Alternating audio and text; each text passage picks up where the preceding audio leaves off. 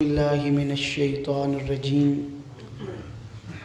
بسم اللہ الرحمن الرحیم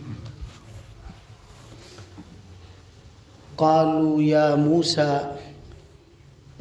اما ان تلقی و اما ان نکون نحن الملکین۔ قالوا ان جادوگروں نے کہا یا موسیٰ اے موسیٰ علیہ السلام، اما یا پھر ان تلقیا تم پھینکے، جادو کے لیے جو چیز پھینکنی ہے وہ پہلے تو پھینک، و اما یا پھر ان نکون ہوں ہم نحن الملکین، ہم پھینکنے والے۔ جادو کے لیے جو چیز آپ نے پھینکنی ہے وہ آپ پھینکو، نہیں تو پھر ہم پھینکتے ہیں۔ یہ انہوں نے بات اس لیے کی کیونکہ انہوں نے حضرت موسیٰ علیہ السلام کی معجزے کے حوالہ سے سنا تھا، دیکھا نہیں تھا،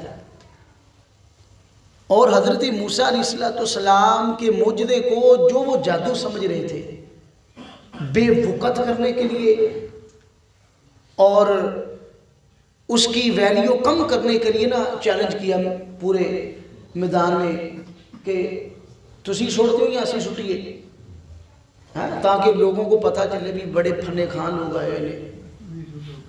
تو قال حضرت موسیٰ علیہ السلام نے فرمایا القو، تسی سٹو، آپ پھینکو، کیا پھینکتے ہو۔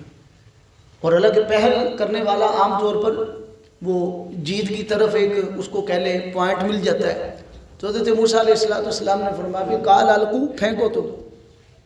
فلما، پس جب القو، انہوں نے پھینکا، قرآن مجید میں دوسری جگہ ہے رسیاں اور لاٹھیاں پھینکی، رسیاں اور لاٹھیاں انہوں نے پھینکی، سحروا، انہوں نے جادو کیا، اعین الناس، لوگوں کی آنکھوں پہ۔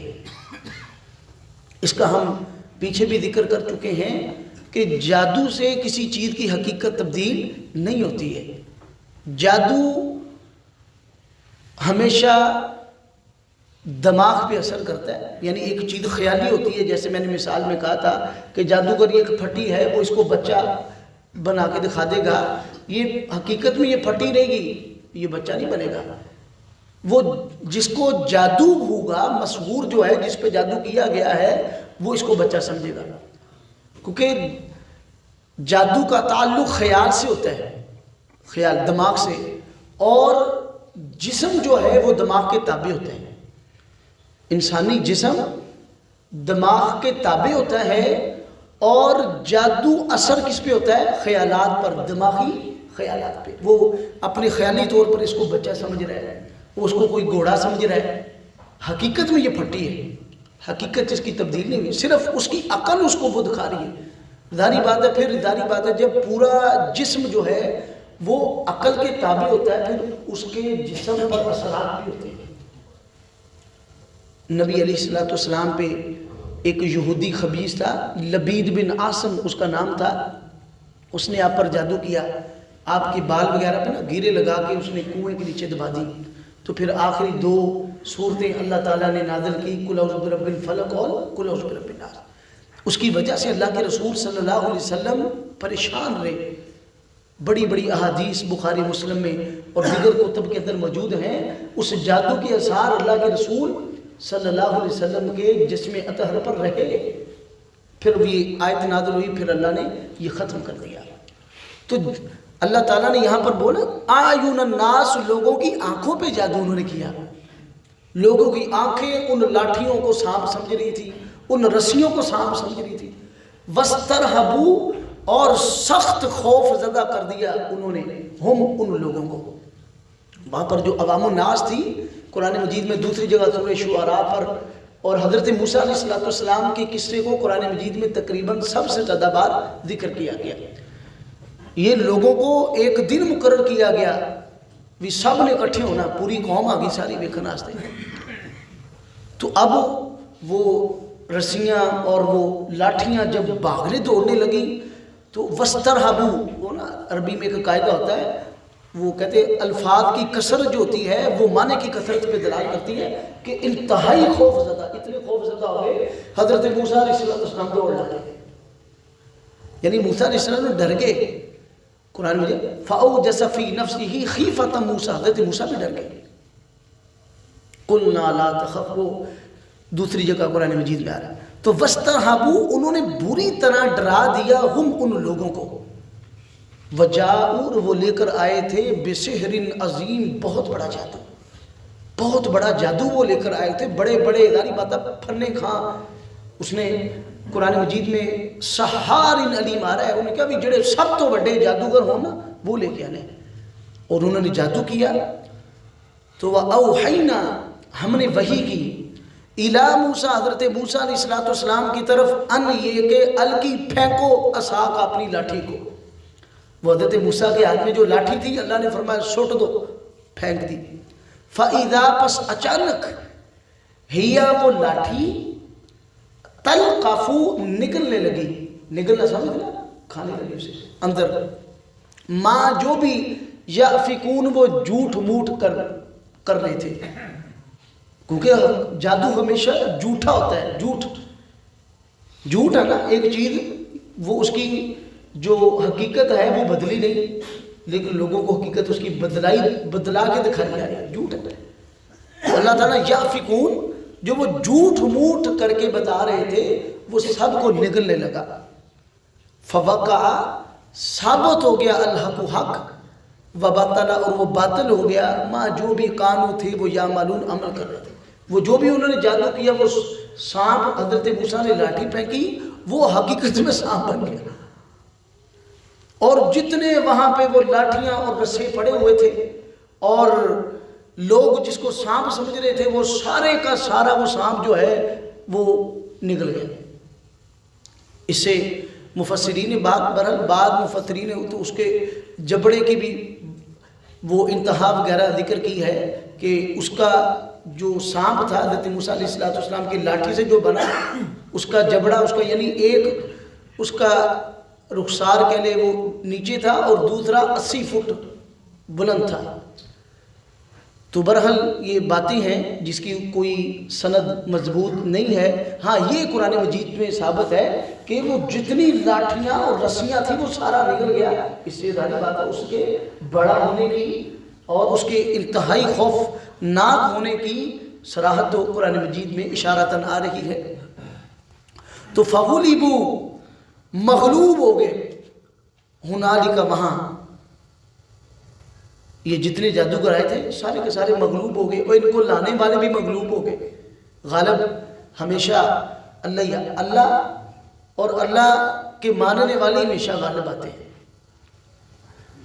وَانْقَلَبُوا، اور وہ بھاگے، صاغرین، ذلیل ہو کے، سب ذلیل ہو کے بھاگے. وَأُلْقِيَ السَّحَرَةُ، اور ڈال دیے گئے، السَّحَرَةُ، جادوگر، ساجدین، سجدے میں. یعنی وہ خود القیہ مانا انہوں نے جب جادوگر، تو جادو کی حقیقت سمجھ رہا بھی جادو کی ہے. اب جادوگروں نے جب حضرت موسیٰ علیہ السلام کا معجزہ دیکھا، وہ سب کے سب سجدے میں گر گئے، سارے کے سارے. انہوں نے کہا یہ جادو نہیں ہے.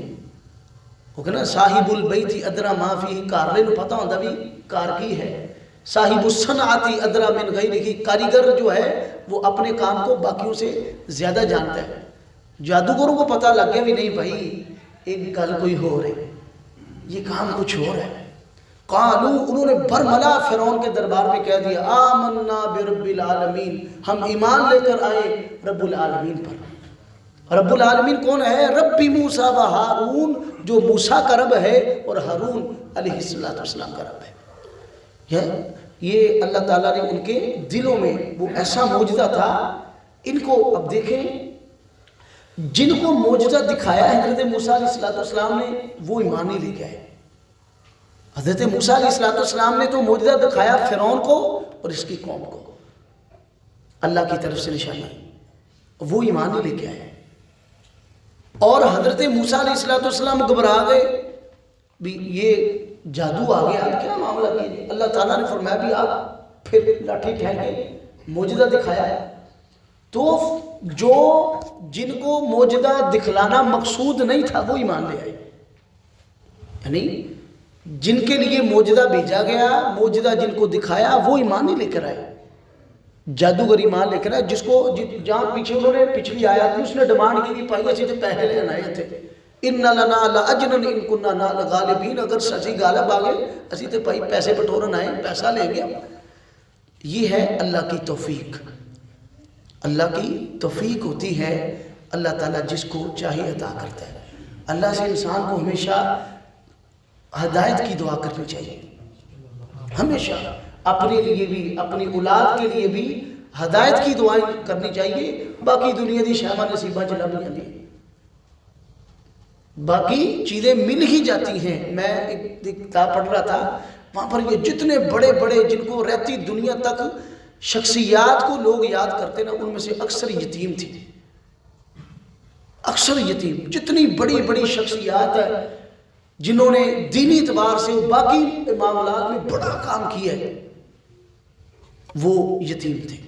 امام احمد بن حنبل دیکھ لیں یتیم تھے، امام ابن تیمیہ دیکھ لیں، یہ سب یتیم. یہ نہیں پل گئے، اور ایسا پلے کہ امام بخاری رحمہ اللہ دیکھ لیں، اللہ کے رسول صلی اللہ علیہ وسلم دیکھ لیں، یتیم تھے. آپ کی دنیا سے آنے سے پہلے آپ کا والد سے دنیا سے جا چکے. تو اللہ نے جو بندے کے نصیب، میری اولاد کے نصیب میں، ہمارے نصیب میں جو اللہ نے لکھا ہے وہ مل ہی جانا ہے. اللہ سے ہدایت کی دعا کرنی چاہیے کہ اللہ ہدایت دے دے. یہ سب سے بڑی نعمت ہوتی ہے، اور یہ صرف اللہ کی توفیق سے آتی ہے. ہدایت اللہ کی توفیق سے آتی ہے، اس کے بغیر ہدایت نہیں آتی. اللہ نے قرآن مجید میں اس کو ذکر کیا ہے. جب اللہ کے رسول صلی اللہ علیہ وسلم کا چاچا ابو طالب فوت ہو گیا، اللہ کے رسول بغیر ایمان لائے، تو اللہ کے رسول ظاہر بات ہے چاچا اور دوسرا سامان والا ہوئے.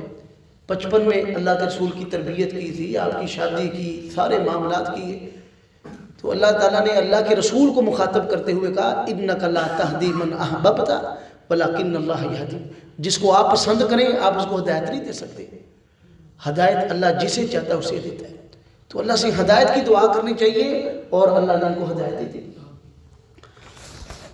تو قالوا انہوں نے کہا یا موسیٰ، اے موسیٰ، اما ان تلقیا، یا تو پھینک، و اما ان نکون نحن الملکین، یا ہم پھینکنے والے ہیں. قال حضرت موسیٰ نے کہا القو، تم پھینکو.